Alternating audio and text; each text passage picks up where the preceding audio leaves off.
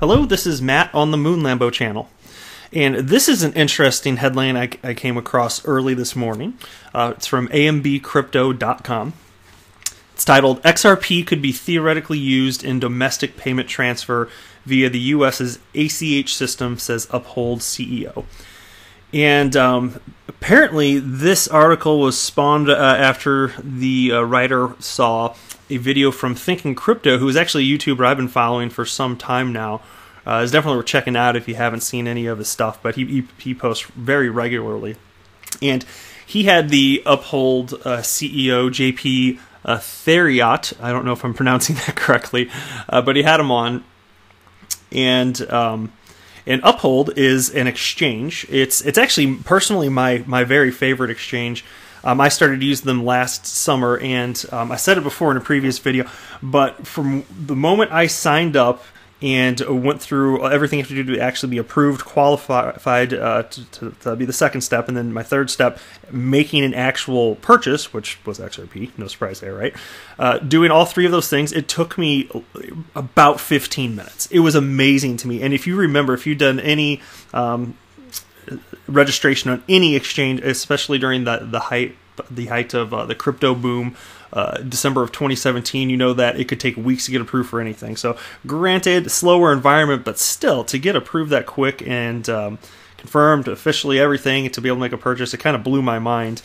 And so every time I buy XRP on this exchange, and it's a fantastic experience, but through no fault of Uphold's software, their data, their whole setup, it's not any fault of their own, but after you make a purchase on Uphold, it takes about 7 business days for the funds to transfer from my personal checking account to the point where the XRP is actually given to me. Now, the good news is Uphold does lock in the market rate at the time, so when you make the purchase, it's fine, like you get it, but the money actually isn't transferred, and the transaction isn't complete for 7 days. And I always laugh about that because I'm like, oh my god, we're using this to buy cryptocurrencies which offer instant settlement, and I'm waiting 7 days for this transaction to actually be finalized. It's just kind of silly.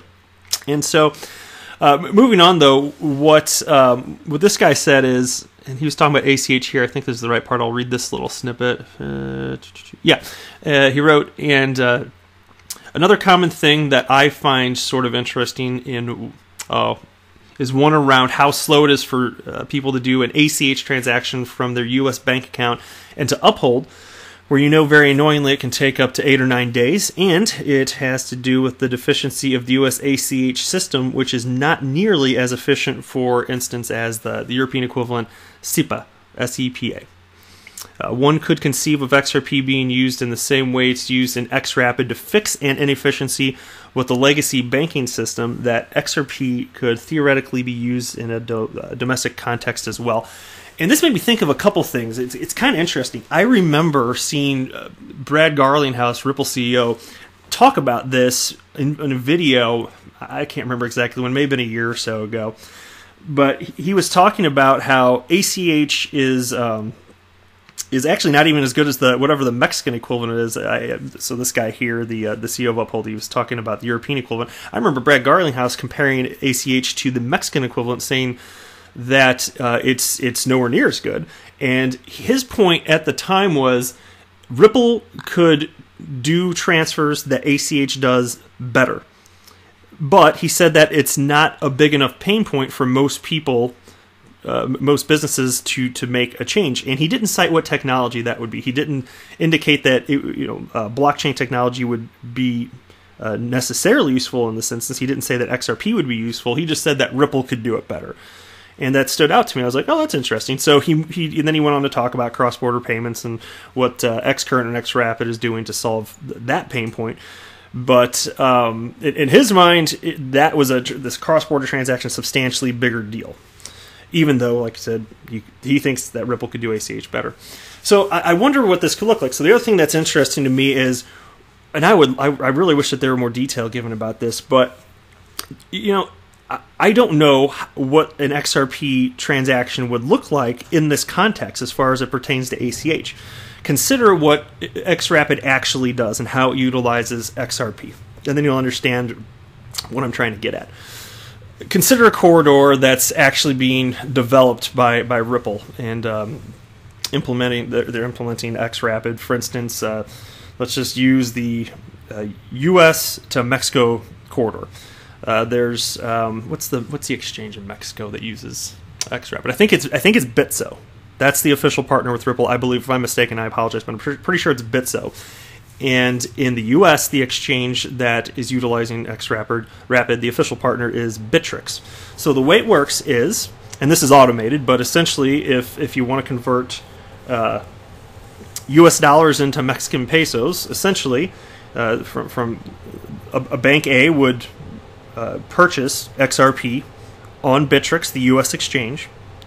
The XRP that's purchased on Bittrex, the U.S. exchange, is then instantly transferred to Bitso, the Mexican exchange, and then it is sold into the Mexican peso, and it's all done essentially in real time. It takes a matter of seconds. Technically, I'm not going to get into this, but local rails could slow that down, so maybe it could take a minute or two. Details.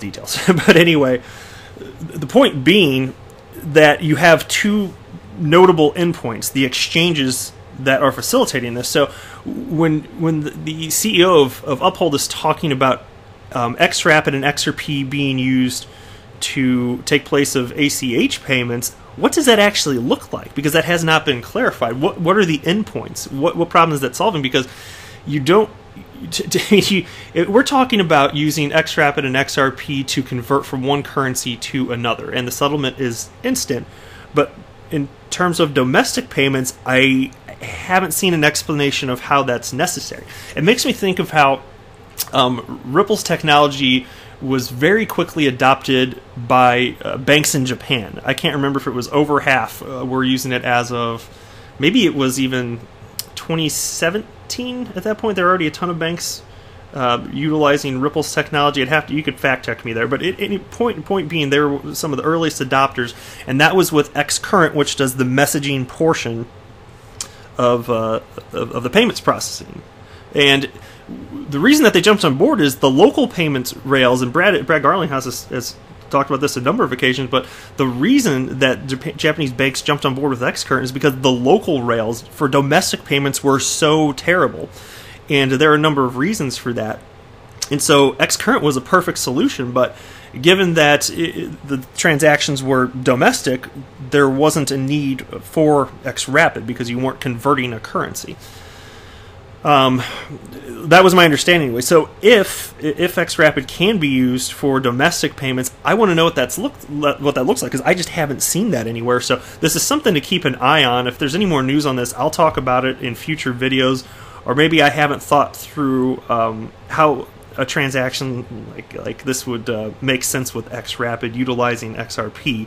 So maybe I'm just missing something, but to this point, I haven't seen an explanation of that. Moving on, though, I don't want to say much about this article. So this is another AMBcrypto.com piece, and I read over it, and it just happened to be there, so I was like, what the heck, I'll just leave it up on the screen. Bitcoin BTC's Lightning Network capacity is now worth over $2 million. And I'm just going to use this as an opportunity not to read anything that's on this page right now because I don't care. I'm just going to use it as another opportunity to point out that the XRP ledger has built-in payment channels which when utilized are capable of essentially near infinitely increasing the number of possible transactions per second on the XRP ledger. XRP ledger does not need Lightning Network. It doesn't need a second layer technology to speed it up. It is already just right out the gate infinitely scalable. So I'm just using this article sitting here as an opportunity to just mention that again because I love it. Okay. And I was looking at this. So here's another thing I just wanted to mention just for the fun of it, because after I read that thing about Lightning Network, I started thinking about how terrible proof of work technology is, and I got curious because I hadn't heard anybody do an analysis on this. But if you go to CoinMarketCap, you may or may not have ever noticed right where I'm highlighting on the screen here, there's this little asterisk next to the circulating supply of XRP. This number's wrong, by the way. The circulating supply of XRP listed here as 41 billion. It should include all of Ripple's escrowed amount, because Ripple's escrowed amount is in circulation because Ripple was not an issuer. They were the first recipient. They were the first ones to receive the XRP that they have in circulation. So anyway, that's a side note. But anyway, so any cryptocurrency that has an asterisk next to the circulating supply is not mineable. Okay, and so I was wondering, out of just the top 100, how many cryptocurrencies are not mineable? Because I was thinking proof of work is terrible. How many cryptocurrencies out of the top 100 use proof of work? So I pressed Control F to do a search function, and I typed in asterisk. And look what populated, 77, which means that actually 76 of the actual 100 cryptocurrencies have an asterisk next to it, because the last asterisk on the page just explains that that means not mineable, which is what I'm highlighting here. So 76 out of the top 100 cryptocurrencies are not mineable, which means that they don't use proof of work. And that kind of surprised me. If I had just shot in the dark guess, I would have thought that the majority of at least the top 100 cryptocurrencies would have used proof of work, but it looks like maybe developers are smarter than we give them credit for, and they realize, ooh, Bitcoin proof of work, not so good. It looks like there's not a whole lot of that going around. Now, I didn't check the next 200, 300 cryptocurrencies. That maybe be kind of interesting to look at too. But again, the top 100, to know that only 24 of them are mineable. I just thought it was fascinating. Moving forward here, this is from CoinDesk today. European blockchain startup launches trading in tokenized securities. Belarus-based blockchain startup Currency.com has launched a trading platform for tokenized securities, and this is fascinating. This is the second company that I'm aware of that has publicly announced that they're doing this. The first one being DX Exchange, which is based in Estonia, and they're offering tokenized securities. So you can actually buy Apple. And these are digital representations. That's the tokenization of it. But you can buy Apple, Google, Intel. Maybe there's another. I think there were 4 or 5 that were cited that you can purchase on DX Exchange. And it's fascinating because the way that everything is going, it seems to me like everything's going to be tokenized. And when that happens, it kind of blurs the line as to which asset class is which asset class. Like Bitcoin, XRP, Ethereum, those are all part of the cryptocurrency asset class. And I think we're blurring lines here when you tokenize securities, stocks.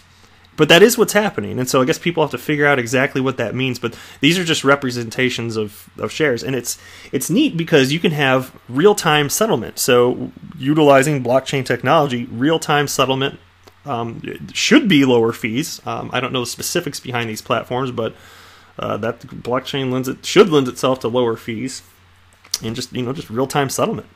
So that's the route that everything's going to go. I think it's going to take some time for it to get there.